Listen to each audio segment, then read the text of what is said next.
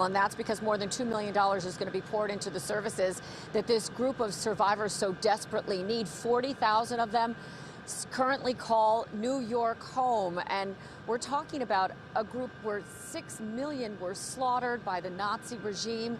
Men, women, children, these survivors, so precious to all of our heritage, so precious to what all of us need to remember in these very difficult times. And now, learning that they face such special and heavy burdens and challenges, Governor Hochul today is going to put more than $2 million into services to support them. She is signing legislation into effect today at the Museum of Jewish Heritage. Such an important moment in time to be able to recognize that this is an aging group. It is an increasingly frail group, with so many of them living in poverty because they don't have access to things like Social Security in order to keep them going. Listen in as she talks about what this is going to mean.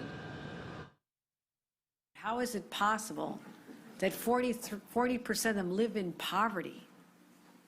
They live in poverty. They had the most challenging, horrific start in life as children, but as they grow older, don't they deserve more than to live in poverty? That's why here, as governor of New York, I will continue not just to call out these acts, but to protect people as well, to make sure they have the resource to have security lighting and facilities and all the technology they need to make sure that they are protected, where they worship, where they live, where they shop. We owe that to people. This is New York. People deserve the freedom from fear. We have the Statue of Liberty.